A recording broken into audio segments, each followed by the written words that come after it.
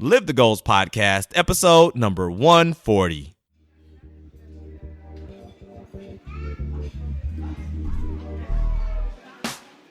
Live the Goals Podcast, your place for motivation, life lessons, and laughter. Don't settle for wandering through a mundane life. Instead, let us help you reach your goals and live a fulfilling life doing what you love. Our guests know what it's like to live with purpose and laugh along the way. Warning, if you're a stick in the mud, you definitely need to stick around. Loosen up your ties, kick off your high heels, and let's get to it with your host, Dale Richardson.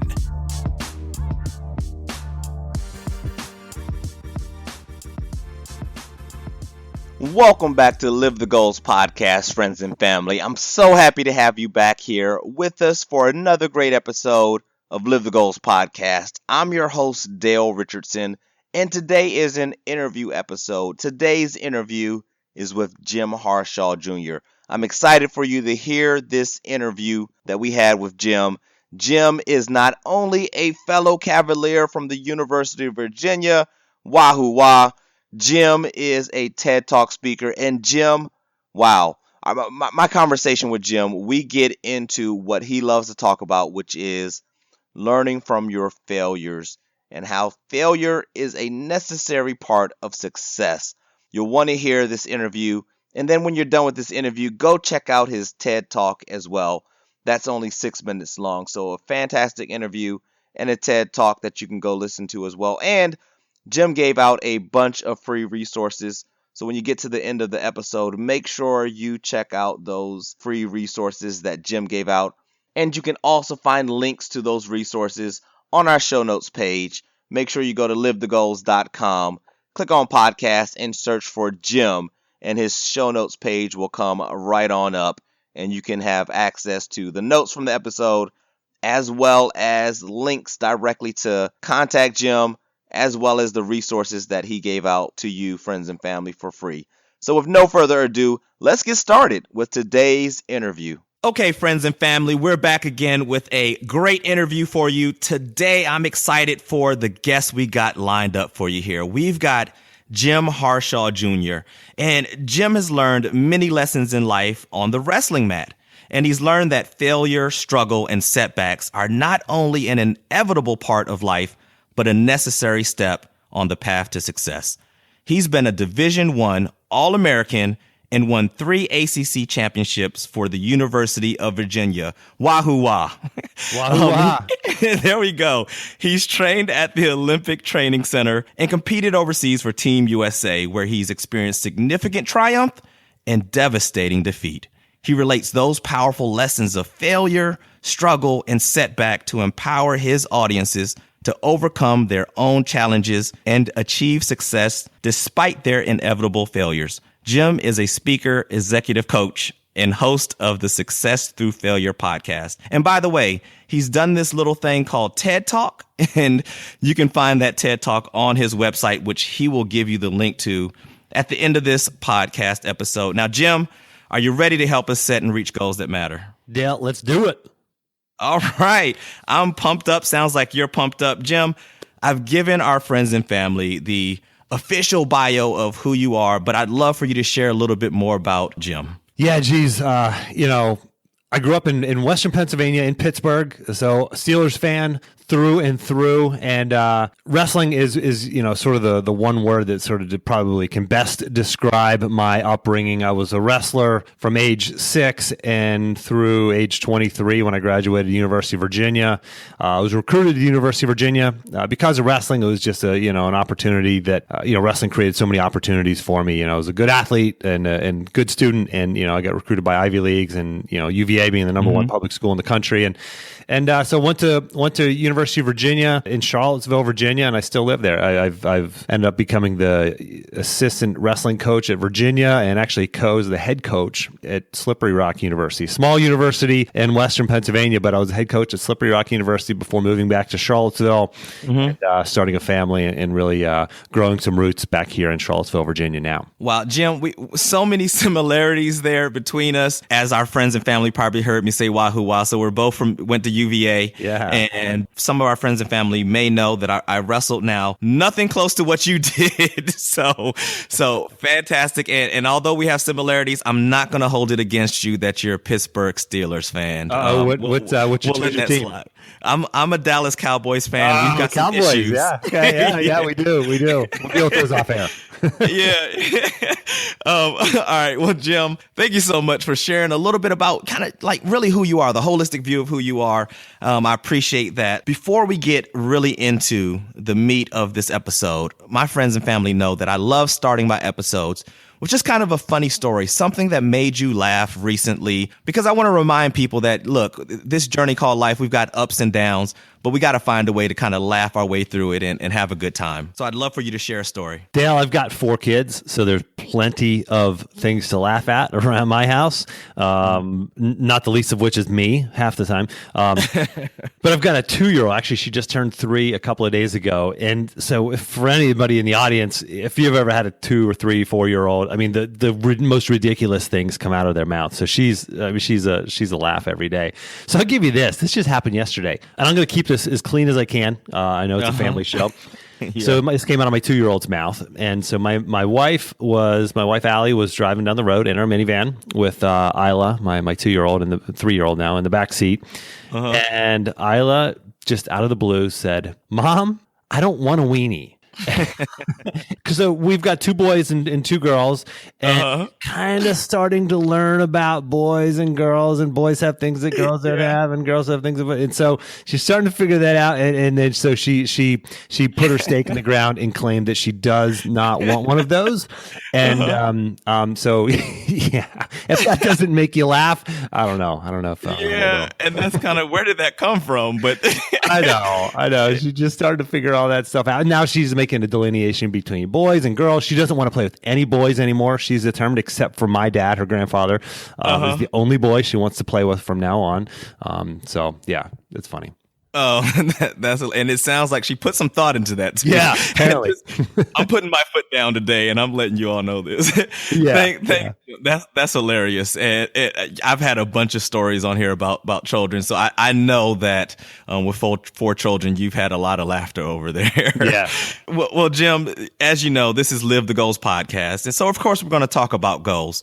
And so I'd love to just jump right in, and I'd love for you to share a tool, some strategies or tips. What's at least one actionable step that our friends and family can start taking today, right, in the next 24 to 48 hours that will help them get closer to the goals that they've set? So I'm going to give you a superficial one, and then I'm going to go a little bit deeper with it, if that's okay. A superficial, sort of quick and easy one is this. I have a goal setting template. I'm happy to share it. If you go to my website, anybody can jump on my website. If you just punch your email address in anywhere on my website, you'll get access to this goal setting worksheet. But it's a simple 1-page worksheet that will help you set goals, identify the people and organizations and groups of people that can help you achieve those goals, identify the obstacles, give you create action items, a deadline, everything you need to have a clearly defined goal is on that worksheet. So that's the superficial one. Go to my website and I don't know what's here and self-promote, but it's whatever. It's a PDF. It's a free download you can get. It's awesome. It's really, really powerful. But to take that deeper, it's one thing to set goals, but it's a whole different ballgame to understand the core values that you have and why that goal is important to you. Because a lot of times what happens is people set goals that are sort of superficial. They're goals that, they set these goals because that's what society has influenced them or culture has influenced them to do or to decide that those are the right goals, or maybe it's their parents or somebody else that sort of influenced them, but it's not really a meaningful goal. And when you understand what you really value, like deep down what is important to you, when you get clarity on that, it's so much easier to create goals that align with those core values. So if your goals don't align with your core values, they're not going to stick. You're not going to follow through. You're not going to execute. You're not going to stay focused on it. But when you do the work to get clear on your goals, and I do that, I have a program that I take people through, and it's this 4-week program, and it's the first step is identifying going through these exercises that help you identify, reveal those core values. So that's the first step in setting meaningful goals. And then there's other steps in that. The first step is getting clear on your values. Second step is identifying goals, meaningful goals that align with those values. The third step is creating what I call an environment of excellence. So this environment in which you can actually achieve those goals. And that doesn't, just because you don't go to the right, didn't go, have the right degree, or you work in an environment where your boss is a jerk or whatever the case might be, you can still create that environment of excellence. And then the third part is setting a plan for follow through. And I relate this all back to being an athlete. When we were competing, we're both wrestlers, and I did some other sports, and you may have as too. It's like when you're an athlete, you're very clear in what your values are. You know what's important to you, right? It's the championship at the end of the season. So it's easy to set those meaningful goals.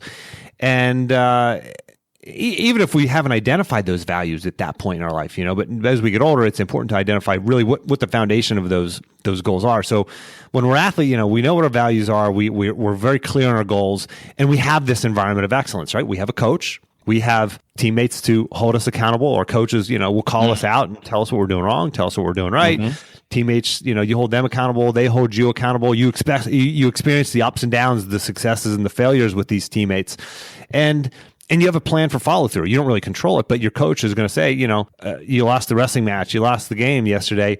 Sorry, I'll see you at practice. I know you don't want to be at practice tomorrow, but I'll see you there bright and early in the morning.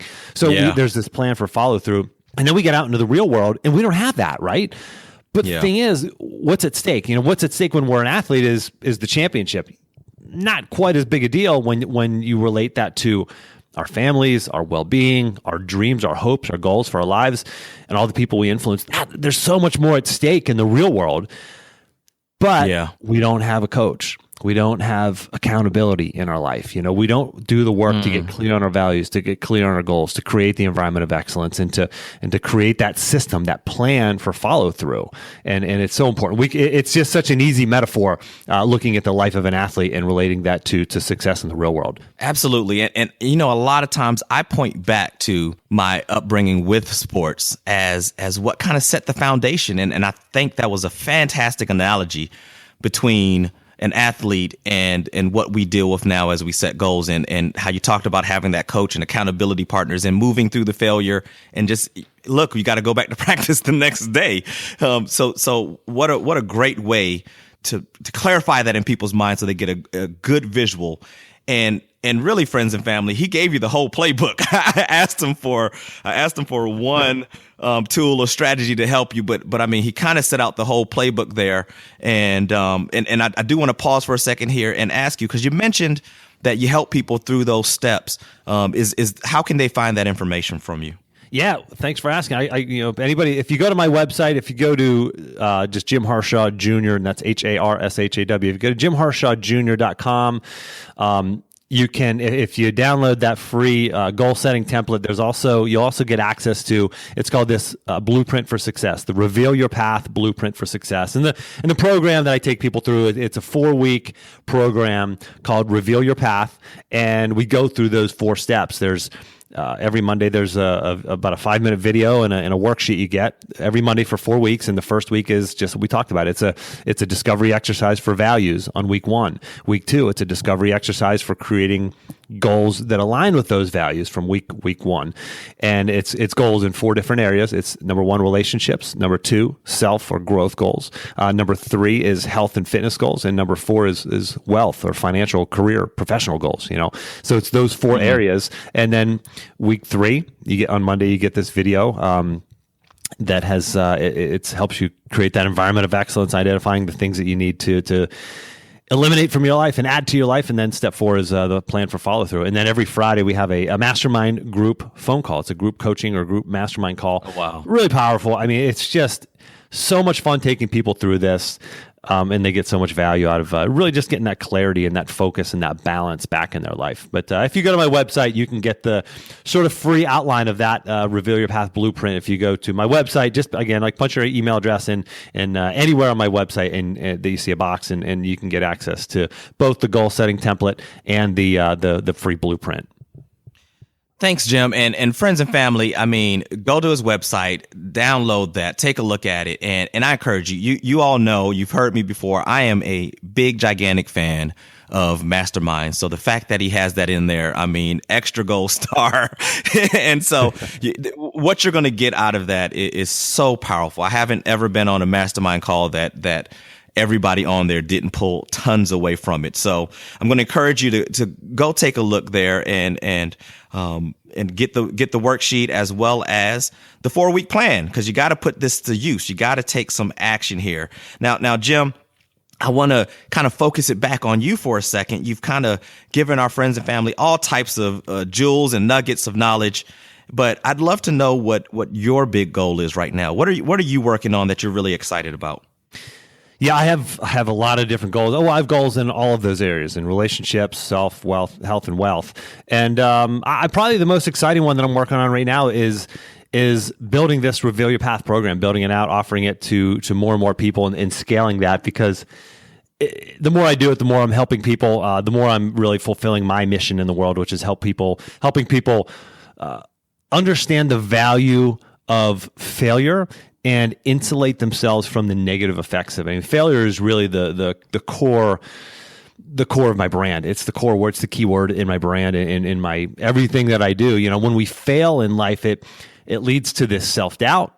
It leads to questioning ourselves. It leads to people lowering their goals, giving up on their dreams, and just settling for less, right? So my goal is to help people really normalize failure. I mean, and you'll see in my TED Talk, if you go to my website, there's the TED Talk right in the menu. And it's a short one. It's a 6-minute TED Talk called Why I Teach My Children to Fail. And it's just been really well received. And as soon as I gave the TED Talk, I started having people call me, come speak to my school, come speak to my group, my organization, et cetera.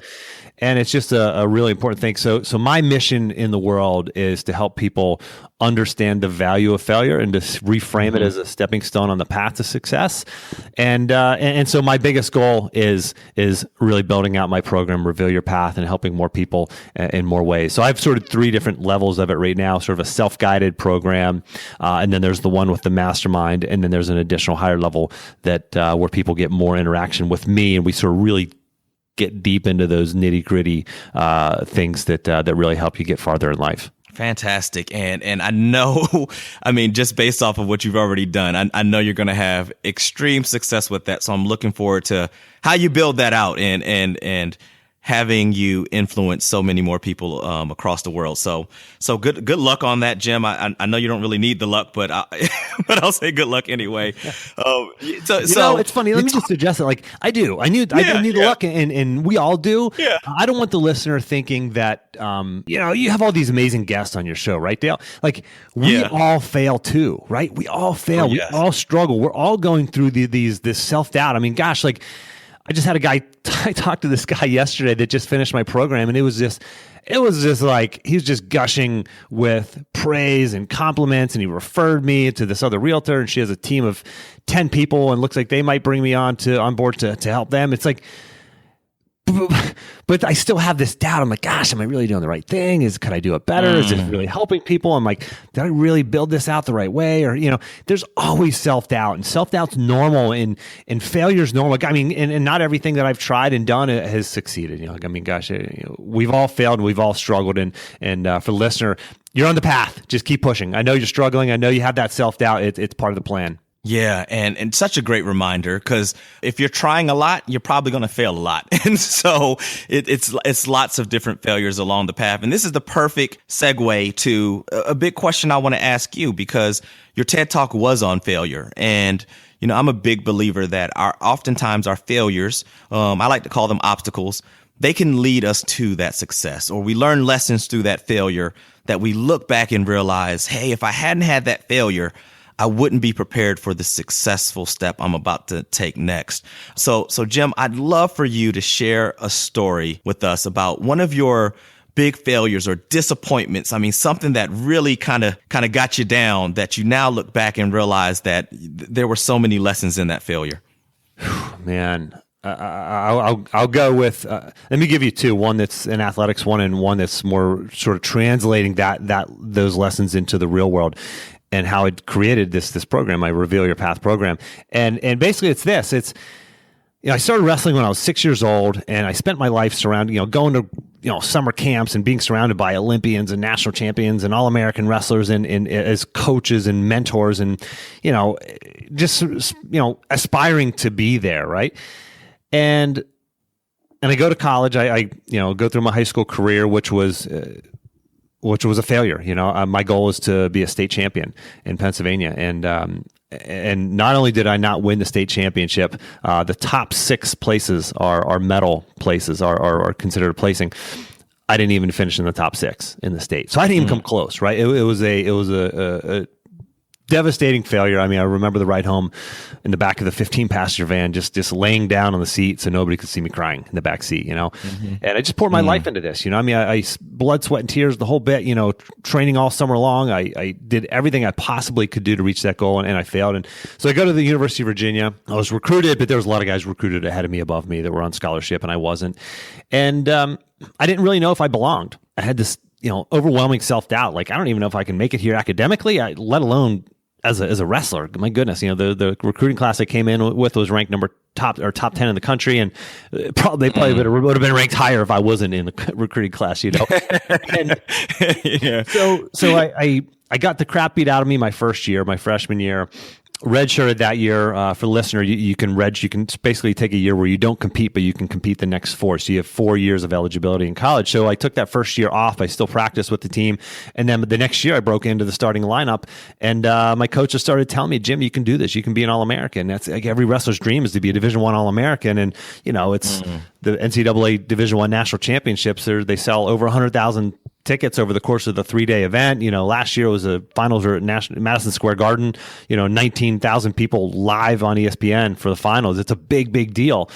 And so, people started telling me, Jim, you can be an All-American. And so that was my goal. My new goal is to be a Division I All-American, and my first year, you have to qualify for the national championships, and I qualified my first year, my freshman year after redshirting, and I got to the national championships, and I failed. And then my sophomore year, again, I got to the national championships, but again, I failed. My season ended with me, with a loss. And then my junior year, again, I qualified for the national championships. It was pretty much a repeat of the prior 2 years. I get there, and my season ends with me in the locker room, blood on my face buried in a towel, in tears, thinking, why can't I do this, Dale? I'm thinking, like, why? What's wrong with me? Why can't I look around and see other guys achieving this, but I can't do it? I can't possibly work any harder. I can't run more miles. I can't lift more weights. I can't watch more film. There's not enough hours in the day. And I say a lot of this in my TED Talk.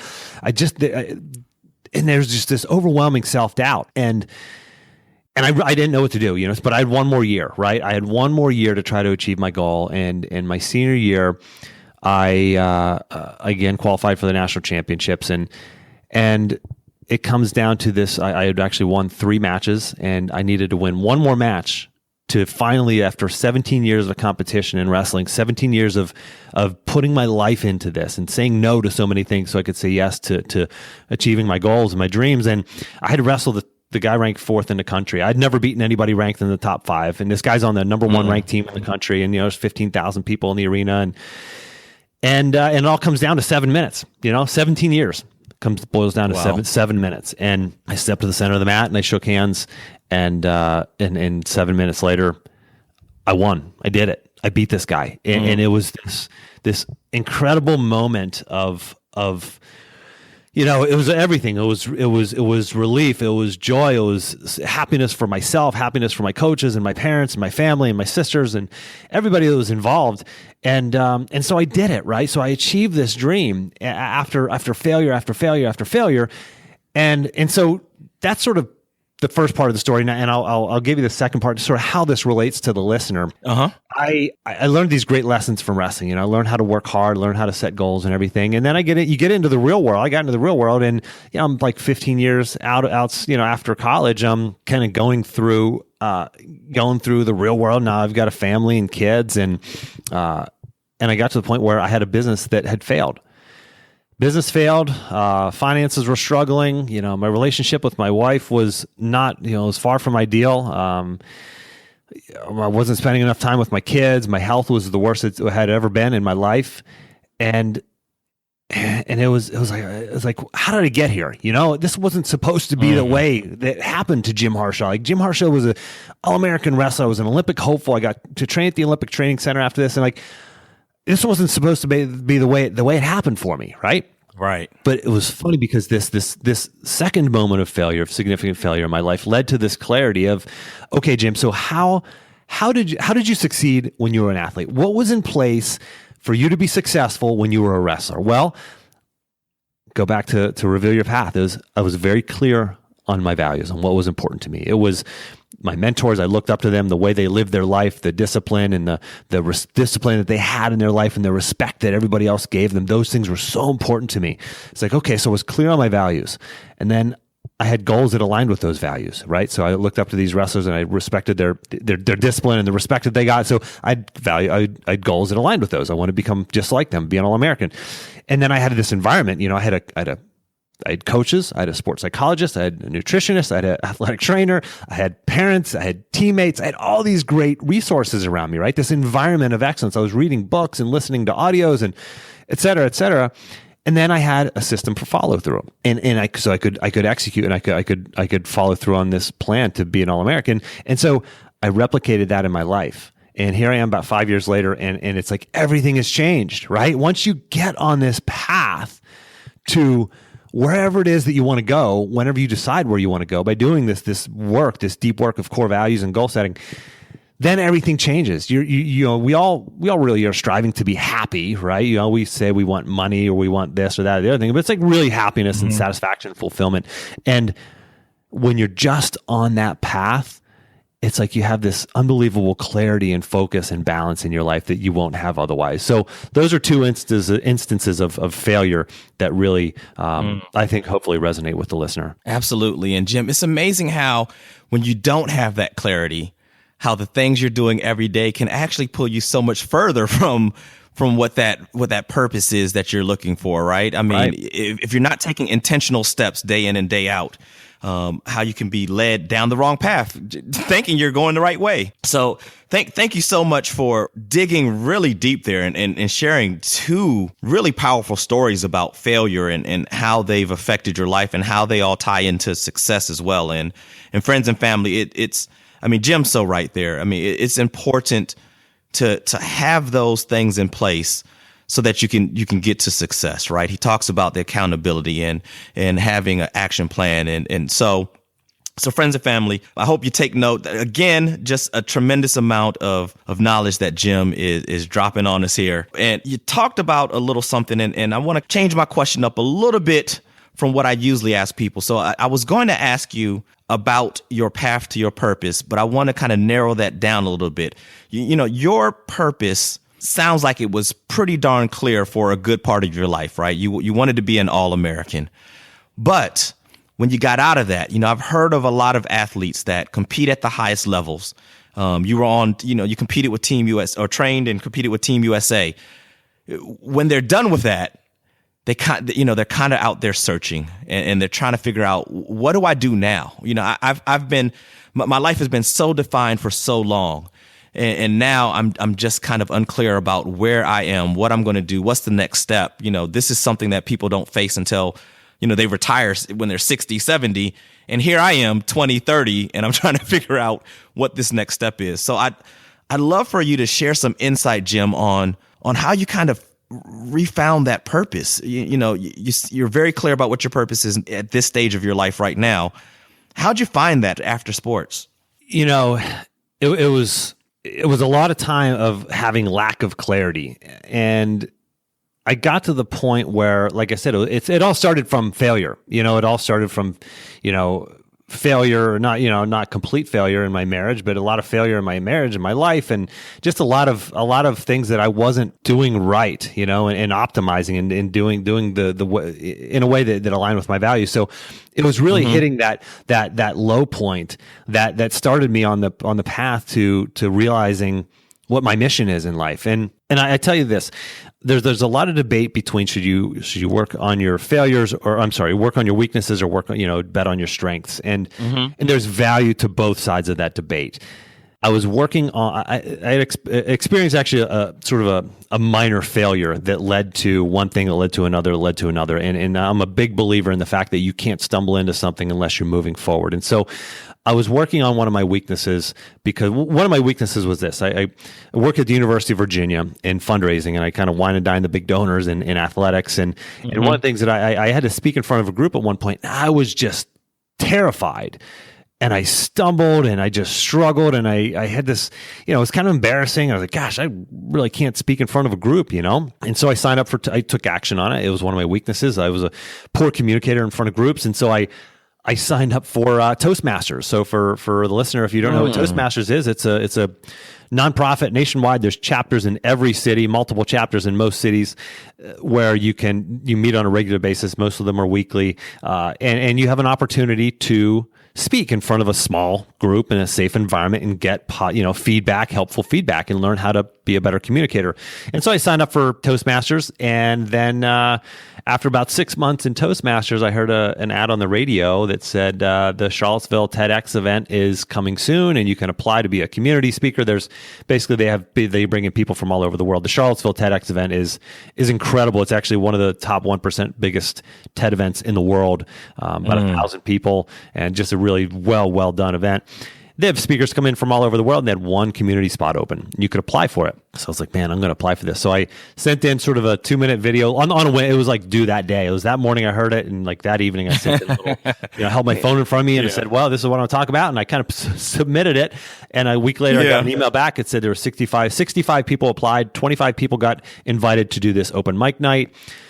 Went to the open mic night. There was like 500 people in the audience. Kind of gave you were limited to a 4-minute version of what you would talk about, So I did a 4-minute version of my talk, and I won, and so now I get to speak on the big stage in front of 1,000 people and broadcast worldwide, and I did this talk on failure. It was like this message that was just planted into my heart about failure, because it's something I experienced a lot of, and it sucked and it hurt, and at that point I'd come to realize that it's part of the path to success. So, and once I gave that talk on failure, and I realized how much it resonated with people, I said, gosh, this is what I'm supposed to be doing. I'm supposed to be helping people understand this. And that's how I found my purpose, is experience failure, and working to improve my weaknesses, and taking steps forward, putting myself out there, doing things that were scary to me.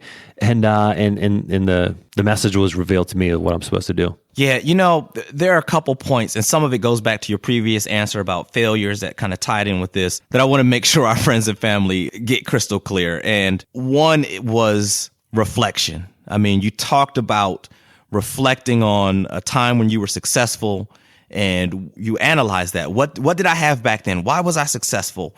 And taking those lessons forward into your life. Secondly, what I heard in your story was a commitment to improvement, right? I mean, you went from somebody who told yourself, hey, I'm fumbling up when I'm trying to talk. I don't speak that well. Maybe I should take a Toastmasters course, to being a TED speaker. I mean, if you want to talk about a transformation, that is... wow, that's a remarkable story of going from how do I do this to everyone, looking at you saying, I want to be him one day. But that came from your commitment to your improvement. And then finally, the third thing, not that these were the only three, but the third thing that just jumped out at me was something you pointed out as well, was about movement, right? I mean, a lot of what came about for you was because you were moving, you were working on your weakness. You knew you had a weakness. You were working on it. You didn't just stop and say, well, that's a weakness. Let me go over here and do something different, or let me just sit here and do nothing. And friends and family, we all wish we kind of had this earth-shattering moment where the purpose kind of falls down out of the sky to us, or we've had it since childhood. But sometimes if you just kind of keep moving and you keep on reflecting and you keep on improving, that's when it comes to you. Sometimes just by doing, eventually you get to the point where you said, hey, you know what? I'm actually doing what I'm supposed to be doing right now. And so I love that story, Jim.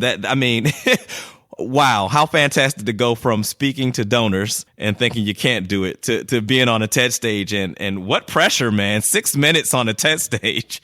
Yeah. Wow. Yeah. It was it was pressure. And, for someone who wasn't comfortable speaking in front of a group to doing that, yeah, you're right. It's like, nobody believes me. Like, oh, Jim, you're just a great speaker and whatever. It's like, no, I'm not just innately a great speaker. You don't know the work that I went through, reading books about it, listening to podcasts about it before I even ever had a podcast, listening to podcasts and Yes. going, doing training, going through, doing the Toastmasters thing. Like, I put effort into this that most people won't do. And therefore sure, I had a good message. Thank goodness I had a good message, and I was able to communicate it well, and it all worked out. It was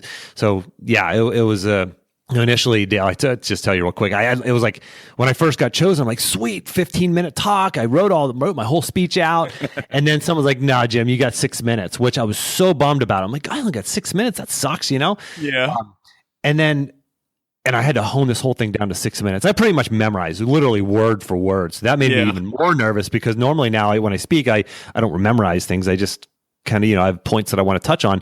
And so I was so nervous about it. But luckily I nailed it. It was very nerve wracking. But the good thing is now it's like most people are more willing to listen to a 6-minute TED Talk than a 15-minute TED Talk. So it's like one of those things where you're like, in the beginning, I was like, man, that's a bummer. I only get 6 minutes. But in the end, it's like, I'm so stoked that it was only 6 minutes. Yeah, another example of how sometimes our blessings are disguised, right, as obstacles. Yep, or what I wanted to point out is that you talked about the work that went into it, and so I just want to share something about the work that goes on behind the scenes, Jim, and you talked about all the work that went into your preparation for the speech, and there are lots of people that make things look really, really easy. But then when you kind of get behind the curtain and you see the work they put into it, it is crazy. And you're right when you say that you put in the work that other people weren't willing to put in, that a lot of people aren't willing to put in to be able to shine when you had that opportunity. In some of our training, as a John Maxwell speaker, trainer, and coach, we get training in those different areas. And the trainer for speaking, he showed us what he put together before he gives his speeches, and the level of detail and the amount of reflection and refining that went into him putting his speeches together was just mind blowing.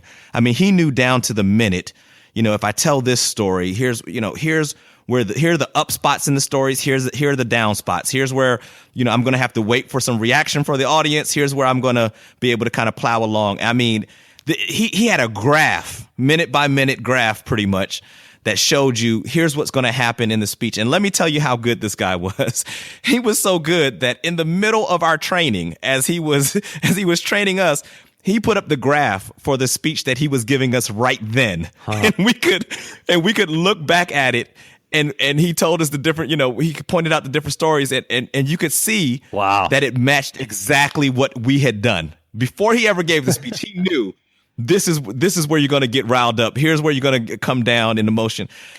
I mean, just the level of work that was put in for him to give that speech. People don't realize that. People want it to, like you said, people want it to fall in their lap, and it's not going to happen. It's, you want things to be easy because it looks easy for, I'll give you an example. It looks easy for Howie Long and Terry Bradshaw and all those guys on NFL Today on Sunday, morning before all the NFL games. Like, they just roll up there and they talk football, right? They probably watch some ESPN, watch some football games, and they're ready to go. No, Howie Long lives in Charlottesville. There was an article about him in the paper a couple years ago. And the level of preparation he does to go talk football for a couple hours in the morning on Sunday, oh my goodness. Like, he said he takes 20 to 30 pages of handwritten notes. He's up until like 2 a.m. for the 3 days leading up to it. Oh. Like, he's so prepared. He doesn't just kind of flip through Sports Center and watch some highlights throughout the week and be ready. Like, no, I mean, this guy does crazy amount of preparation. Yeah, the people that are great are not winging it. But here's the other lesson in there that I think is great for people to hear. Is that people aren't winging it. So all these people that you think are naturals, that you think are experts because they're natural and they just always had this talent, you'll be surprised how many of them didn't and how many of them have that self-doubt, but they put the work in. So if you don't think you're a natural, you can still get there because you can put the work in that other people aren't putting in, and you can become that person. Yep. So Jim, we are, believe it or not, winding down now. And so we're at a fun spot. I call it the hot seat scenario. So are you ready to get into the hot seat, Jim? Let's do it. I'm on the hot seat. I feel it already. Let's go. Let's do it. So, Jim, I'm going to force you to swap lives with one of these two people. So you get to choose between person A and person B. And then I'd like for you to tell us a few quick steps that you take to kind of turn this around and get this person pointed in the right direction. So choice number one, person A is somebody who's working 40 to 50 hours a week, is living check to check, but spends an average of about 2 to 3 hours a night, kind of just winding down, watching TV, surfing the internet, just a little bit of mindless stuff here and there to wind down and go to sleep. And then you've got person B, who you get to choose from. Now, person B is making a great deal of money, whatever you want that number to be, whether it's 100,000 or whether it's 500,000 or more. But person B works crazy long hours. I mean, person B, he really feels like he wakes up, goes to work, somehow fits in a couple of meals, comes home, goes to sleep, and does it over again. Now, neither of these people are pursuing their passions, and they know it. They know they're not living in their purpose or passion, and they want to make a change but don't know how. So, Jim, I'd love to hear from you. Which one of these two people are you going to choose, and what are a few steps you're going to take to turn this around? Gosh, it's such a great question, Dale. So let's choose person A. Because even if you're making a lot of money, let's face it, you're not making enough. That's it. We all feel like we want to make more money, right? So you're making 100,000, a couple 100,000, 500,000. It's like that money's spent before it comes in the door. You already got a huge mortgage and car payments and whatever the case might be. We want more money. So let's go with the other, because I think everybody can relate to not having enough time. When you get clear, when you do the work to get clear on your values, everything changes. Everything changes. When you do the 4 steps of this Reveal Your Path blueprint, when you get clear on your values, you create goals that align with those values, it becomes easier to say no. It becomes easier to say no to all the things that are sucking up your time. And that's maybe certainly the low-hanging fruit is TV, right? The low-hanging fruit is just television, right? We can say no to television. We can say no to, listening, use ESPN again as an example. You're saying no to listening to ESPN radio on your drive to work. Instead, listening to this podcast or other podcasts that are going to open your mind and educate you and inform you. Maybe listening to an ebook or an online course while you're driving. There's so many things that you can say no. There's so many things that are sucking up your time that you say you need to wind down, right? Well, you need to wind down, or do you need to achieve a better life, the life that you want, right? There are different ways to wind down. You can tell yourself it takes you, an hour to wind down watching TV at night, and that's great. Sure, there's maybe a place for that. The only time my wife and I probably watch about 20 minutes of TV at night. She wants to wind down watching TV. That's what we do. And that's our sort of together time. You can say no to a lot of things that are sucking up your time that are going to help you do the things that you need to do. And sometimes if you don't know the things that you need to do to get to where you want to go, use that time, this newfound time, to make phone calls. I have about a 25-minute drive to and from work every morning. Almost every single day is filled with something. It's either filled with a phone call to a mentor or to somebody that I'm coaching, or it's filled with doing my morning mantra prayers. And I do something I call the success hotline every day, which is I don't do it every day. It's part of my morning routine that I do multiple times a week. And, you got to fill your time with the right things. So once you get clear on your goals, you can start saying no to things. And I'll be honest, Dale, I've got in my garage right now, I've got a whitewater kayak. I've got rock climbing gear. I've got scuba diving gear. I've got camping gear. I've got hunting and fishing gear. Most of it is sitting collecting dust because I know what's important to me. I love doing those things. And I still I fill myself in other ways. I mean, I fill myself with my family time, with my time with my wife, time with my kids. My kids are starting to get to the age now where I can take them camping and doing some cool stuff with them. And sometimes I still get out and doing some of the fun stuff that I want to do. But really, I've had to say no. I've had to say no to a lot of those things because that means I'm saying yes to something else. So if you're saying yes to golf once a week, once a month, whatever the case may be, if you're saying yes to golf, that's okay. There's nothing wrong with golf, but just understand that means that you're saying no to something else. So everything you say, ever say yes to something, that means you're saying no to something else. So getting clear on your values and your goals is going to help you say no to the correct things. All right. You knocked the hot seat scenario out of the park, Jim.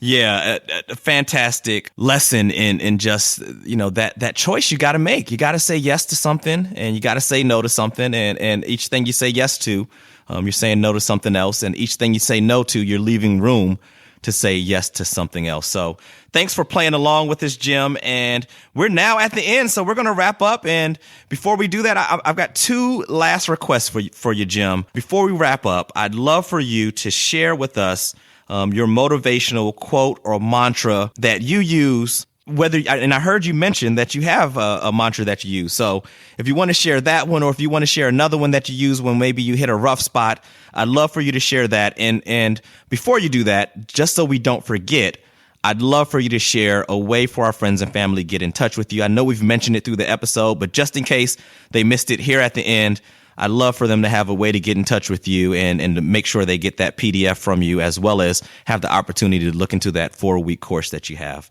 So love your contact information and your mantra, and then we'll close it out. Yeah, sure. So best way to find me, JimHarshawJr.com. You can follow me on Twitter is just Jim Harshaw. Instagram is Jim Harshaw Jr. with the JR at the end. Facebook, Jim Harshaw Jr. And those are all the best ways to get in touch with me. Anybody that wants to jump on a free strategy session, we can do that for any of your listeners. If you go to JimHarshawJr.com, if you subscribe to my list, you'll get an email from me. You can just respond to that. And if you want to jump on a clarity session, just kind of 15 minutes and really just hone in on something you really want to improve on in your life, happy to do that for any of your listeners, Dale. But JimHarshawJr.com is sort of the home base for everything. And to share something with you in terms of a quote, Best quote that I love this quote, and this really motivated me and helped me find a lot of peace in different times in my life. And there's two pains in life. There's the pain of discipline and the pain of regret. And, so that's it. There's two pains in life, pain of discipline, the pain of regret. We don't want to feel that pain of regret. That pain of regret, it never goes away. And it's much, much harder to deal with than that pain of discipline now, whether that's health, fitness, relationships, professional, finance goals, etc. There's two pains in life, the pain of discipline and the pain of regret. Wow, Jim, just thank you again. I really want to thank you for being so generous with your time and information and letting us learn and laugh with you, and really looking forward to some great things with what you're building out. And I know that our friends and family will reach back out to me and tell me all the stuff they've learned from you as well. So friends and family, as you know, you can find links to everything we've talked about here on this episode by going to livethegoals.com, and then just enter Jim in the search bar on the podcast page, and the show notes for this episode will pop right up. So until next time, friends and family, remember to set goals that matter and live the goals you set. Friends and family, thank you so much for subscribing and continuing to listen to this podcast. I really do appreciate each and every download and listen that I get. I'd love for you to help me get the word out about Live the Goals podcast so that we can grow and add more like-minded people to our family.